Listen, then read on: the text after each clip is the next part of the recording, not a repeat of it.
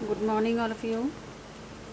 Yesterday I tried to take a class on the GeoMeet, but because of very bad internet connection, we couldn't complete the class.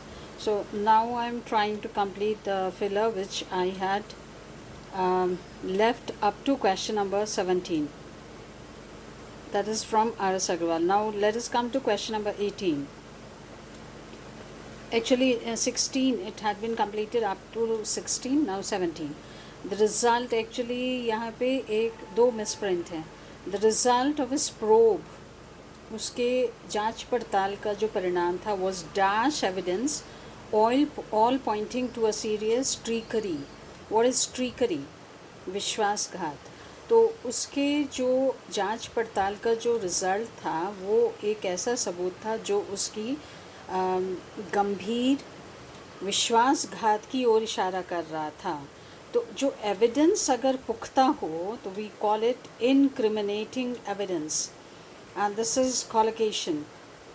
इनक्रिमिनेट का मतलब किसी पे आरोप लगाना और ऐसा एविडेंस जो किसी को आरोपित करता हो पुख्ता तरीके से, that is an incriminating evidence. So A is the answer. His parents did not pay dash attention to his studies. उसके माता पिता ने उसके पढ़ाई पे dash attention नहीं दिया, proper पूरी तरह ध्यान नहीं दिया. The top ranking student dashed his success in his studies to his headmaster's guidance. Topper student ने अपनी सफलता के लिए अपने हेडमास्टर के गाइडेंस को श्रेय दिया. तो द वर्ड फॉर गिविंग श्रेय, for giving credit is attribute. तो attribute means give credit to.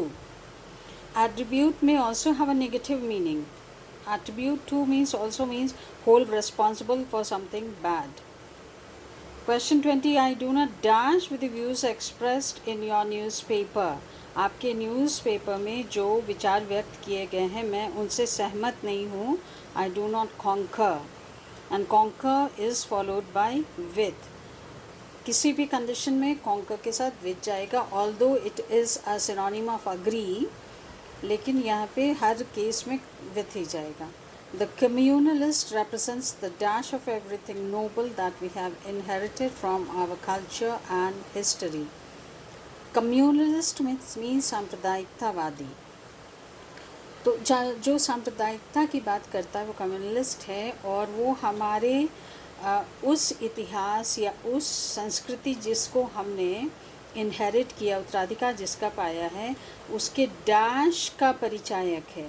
तो because we are a country, we are a secular country, तो उसका जो भी चीज़ उल्टा है वो सांप्रदायिकता है. तो एंटीथेसिस मीन्स थेसिस और theory that goes opposite to a certain theory. जो किसी एक सर्टन थ्योरी के विरुद्ध जाए वो होता है antithesis. Now coming to question number 22. Despite her please, उसके याचना के बावजूद, the mistress did not dash to her request. Mistress ने उसके रिक्वेस्ट को नहीं माना. रिक्वेस्ट या किसी के आज्ञा को मानने के लिए we use the phrase accede to, always followed by to. Question 23. He could not stay here longer, वो यहाँ अधिक देर नहीं रुक पाया. Because he was not dash to such environment, क्योंकि वो इस तरह के माहौल का आदि नहीं था. And the word for that is accustomed.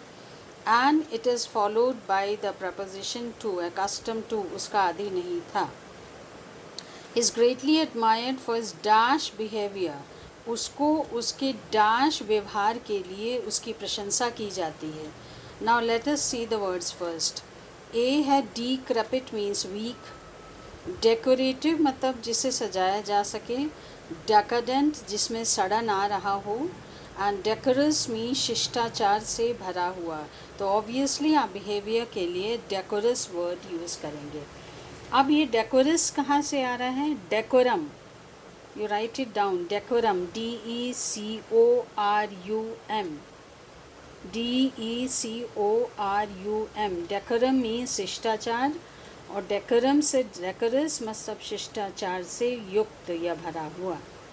Question 25, his moral decadence was marked by his dash from the ways of integrity and honesty.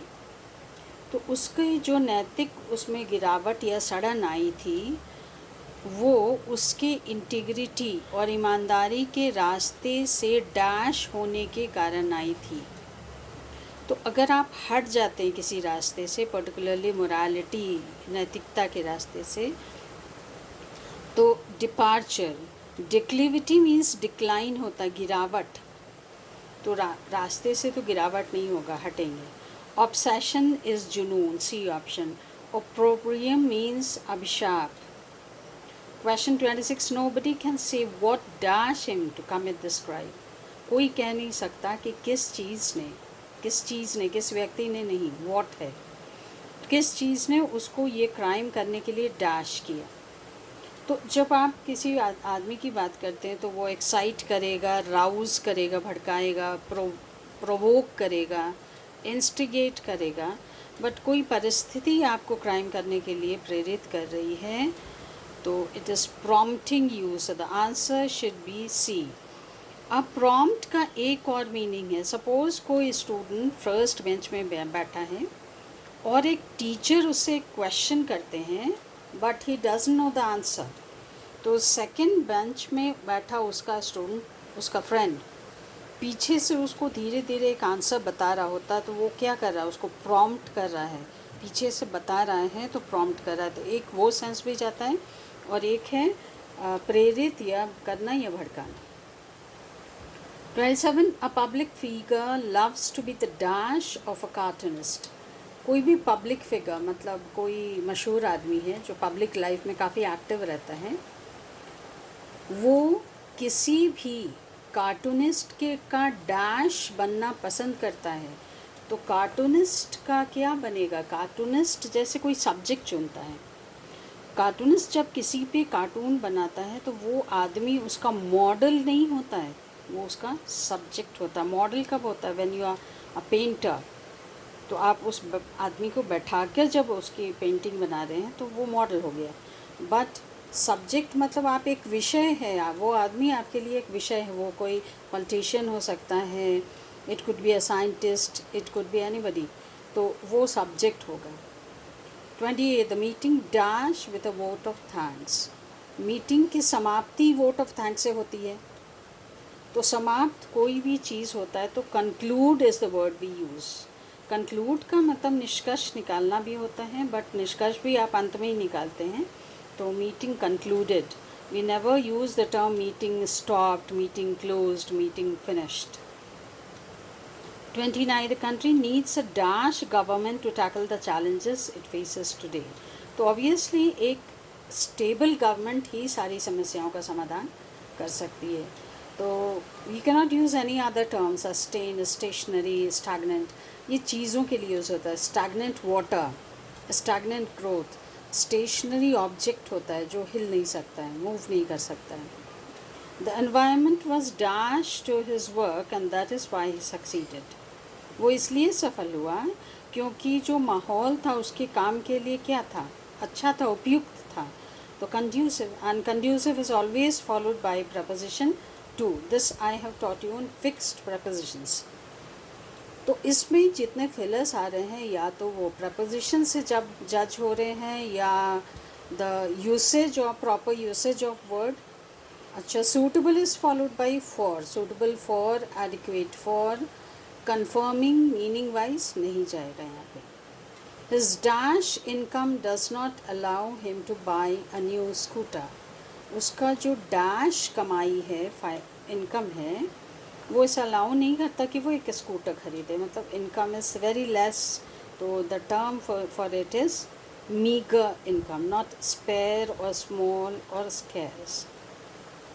32, it's difficult to believe what he tells us because his account of an event is always full of dash of all sorts। अब यहाँ पे words का खेल, वो जो कह रहा है उसकी बात को यकीन करना इसलिए मुश्किल है क्योंकि जब वो कोई व्याख्या, यहाँ अकाउंट मीन्स डिस्क्रिप्शन देता है किसी भी घटना का, तो वो डैश से भरी होती हैं। क्या होगा कि चूँकि आप यकीन नहीं कर पाएंगे।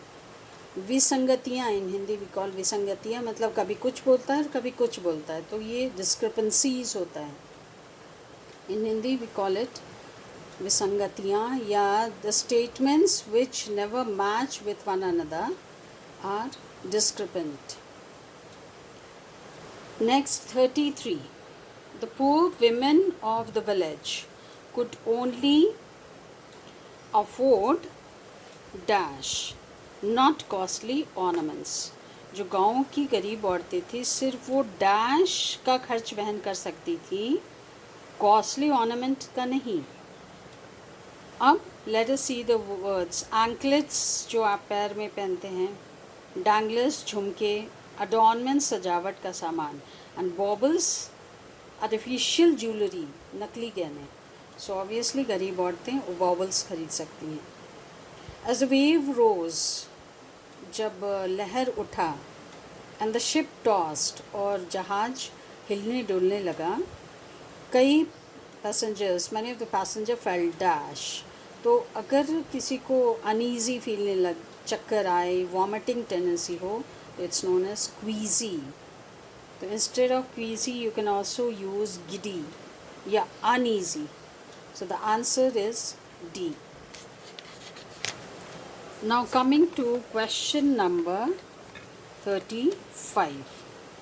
To explain his design to his visitor, अपनी विजिटर को अपनी डिज़ाइन समझाने के लिए the architect dash a simple plan. तो क्या किया आर्किटेक्ट ने? प्लान बनाया तो स्केच किया उसको। So the answer should be sketch is noun as well as a verb. यहाँ पे स्केच एज वर्ब जा रहा है, इसलिए we are putting ed after it. Is it clear? Now 36. The government should crush with a heavy hand. Crush with a heavy hand is a phrase, मतलब होता है बर्बरता से कुचलना या बहुत कड़ाई से कुचल देना। किस चीज़ को? With a heavy hand all the gangs of terrorists, मतलब आतंकवादियों के जितने गैंग्स हैं उन्हें कुचलना चाहिए। and foil their dash. foil मतलब किसी के प्रयासों पे पानी फेरना या उसे नाकाम करना। and design अक्सर हम लोग गलत इरादे के लिए यूज़ करते हैं। तो निफेरियस डिज़ाइन मीन्स मतलब तोड़ फोड़ या गलत इरादे, तोड़ फोड़ के इरादे, बर्बादी करने के इरादे, तो nefarious design. Now again it is a collocation and very very important. तो यहाँ पे nefarious, foolish, ugly, undesirable slightly लग रहा था, but the answer is nefarious. 37. One dash and you know who among them is the culprit. एक dash और आपको पता चल जाएगा कि कल्प्रिट कौन है। तो हिंदी में आप क्या बोलें? एक झलक, एक नज़र। तो you can not use gaze, peep और sight. One look, one glance भी यूज़ हो सकता था, but it is not there in the option. Peep होता है झांकना। From a small opening, if you see through a small opening it's peep. और गेज निहारना। 38. The speaker dashed the scopus paper on work ethic at the outset. At the outset is a phrase, मतलब शुरुआत में ही। तो वो speaker जब अपना paper present करना जा रहा था, प्रेजेंट, और पेपर का टॉपिक क्या था? Work ethic. तो उसने शुरुआत में ही उस पेपर के स्कोप, मतलब उसमें वो किन चीज़ों पे बात करना चाह रहा है, उसको उसने डैश किया। तो आप जब शुरू में किसी चीज़ को रेखांकित करते हैं, means you put them point wise, not in detail. Detail में तो आप बाद में बोलते हैं, but in the beginning you put it point wise कि what points am I going to speak on. तो for that we use the word delineate. So second is the answer. The criminal seems to have acted in dash with 3 others. अब page 70 देखना होगा binding का, उसमें एक phrase आया था in collusion with, in unison with, मतलब in unison with has a positive meaning, के साथ हाथ मिलाकर या तालमेल बैठाकर। इन कोल्यूशन विथ मीन्स के साथ साठ गांठ करके। That means you are doing something that is not proper. और you are indulging in a criminal activity, आप किसी आपराधिक गतिविधि में संलिप्त हो रहे हैं। तो criminal seems to have acted in collusion, मतलब वो उस अपराधी ने 3 लोगों के साथ साठ-गांठ करके वो अपराध किया। 40. He dashed a lot over the pros and cons of the issue, but could arrive at no fruitful result. उसने उस मुद्दे के प्रोज एंड कॉन्स, मतलब उसके अच्छे और बुरे दोनों एस्पेक्ट के बारे में काफ़ी डैश किया, लेकिन किसी परिणाम पे नहीं पहुंच पाया। तो चिंतन किया, थॉट, तो the appropriate word for thought is contemplated. Now इसमें A and D are synonyms, and vision and envisage means when you have a mindset or when you have a thought about the coming times or about the future, regarding the future of the country or something of that sort. You envision the future of the country, you envisage the future or career of a person. तो मतलब भविष्य के बारे में एक धारणा बनाना। C option embody means include, शामिल करना। 41. If an indelible ink is what? Which cannot be erased, जिसे आप मिटा नहीं सकते हैं। तो if an indelible ink is used, अगर आप indelible ink का इस्तेमाल करते हैं जिससे मिटाया नहीं जा सकता, this will not be dash, तो वो डैश नहीं होगा, मतलब मिटेगा नहीं। Now the word here in is, इसमें है ऑब्जर्व तो होगा नहीं, ऑब्लिगेट नहीं होगा, ऑब्लिटरेट का मतलब नामो निशान मिटाना, ऑब्विएट भी नहीं होगा। So the answer is C. 42. The custom officers dash gold worth ₹1 crore from the smugglers. Customs officers ने, it should not be custom officers, it should be customs officers ने स्मगलर्स से 1 करोड़ रुपए का गोल्ड जब्त किया। And the word for it is confiscate और impound. Now let us see the options. So the first 2 options are snatch and capture, तो ये obviously नहीं होगा, this gives a physical sense, तो confiscated, D should be the answer. It could, instead of confiscate, you could also use impound. The accused dashed to answer any of questions in the absence of his lawyer. उस आरोपी ने अपने वकील की अनुपस्थिति में किसी भी प्रश्न का उत्तर देने से मना किया। तो मना करने के लिए the word should be decline. अगर आप किसी चीज़ के लिए मना करते हैं तो या तो डिक्लाइन करते हैं या रिफ्यूज़ करते हैं या स्पर्न करते हैं। These are synonyms and this I have taught in collocation. So I'll be taking one more class for collocation, elaborate one, well not 1, 2, 3 classes, और जिसमें ये सारे important collocations cover हो जाएंगे. So let me get the broadband connection, after that I'll be taking your classes. Now question 44. On account of the dearth of grass, grass on account of means की कमी के कारण, घास की कमी के कारण, एरिड प्लेन क्या होता है, जो सूखी ज़मीन, उसके कारण सारे मवेशी डैश हो गए, मतलब सूख के काटा हो जाए कोई, अगर किसी को प्रॉपरली खाना ना मिले तो वो इमासिएट हो जाता है। And Jubilant means happy, flippant means careless, agitated means aggressive. So obviously A, C, D won't be the answer, emaciated.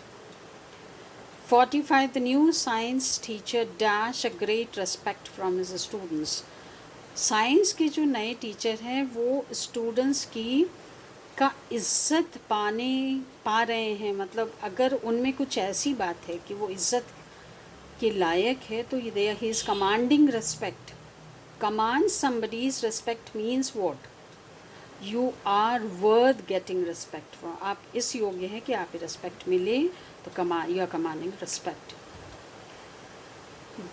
46. His dash helped him rise so high in life. उसके dash की वजह से वो ज़िंदगी में इतने ऊंचे उठा। अब अगर आप ज़िंदगी में ऊंचा उठना चाहते हैं तो उसके लिए ज़रूरी नहीं है आपके पास बहुत सारा नॉलेज हो, आप बहुत क्लेवर हो, बट आपके पास विजडम ज़रूर होना चाहिए. So the answer should be wisdom, B.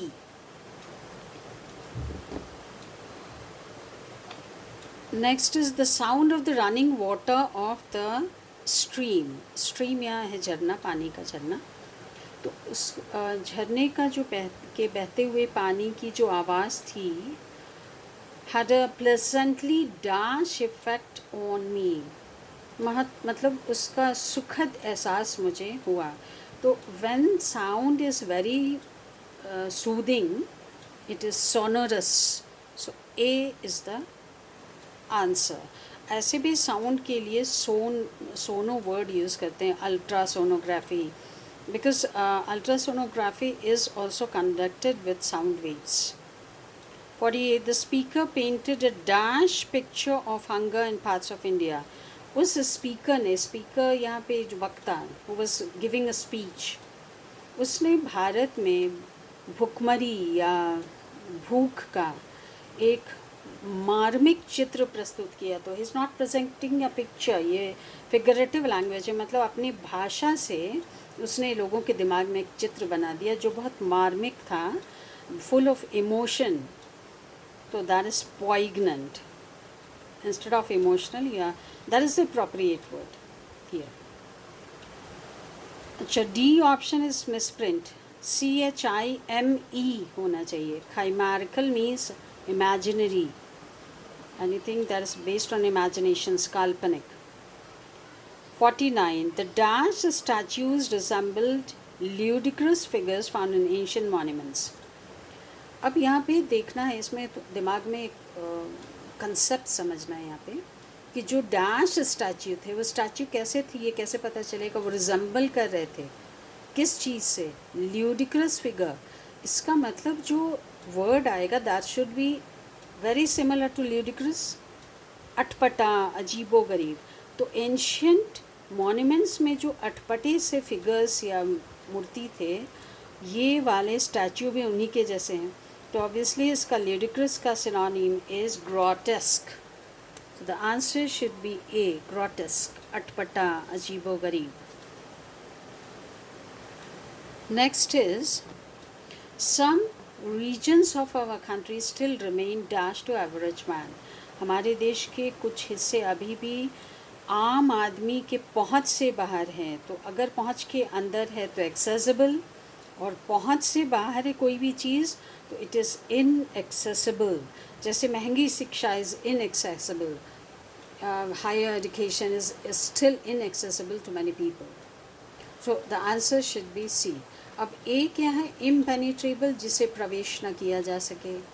Second, B, impermeable, has the same meaning. A and B are synonyms, and impossible you know very well. So now you revise all these once again, and in case you have got any doubts, please let me know.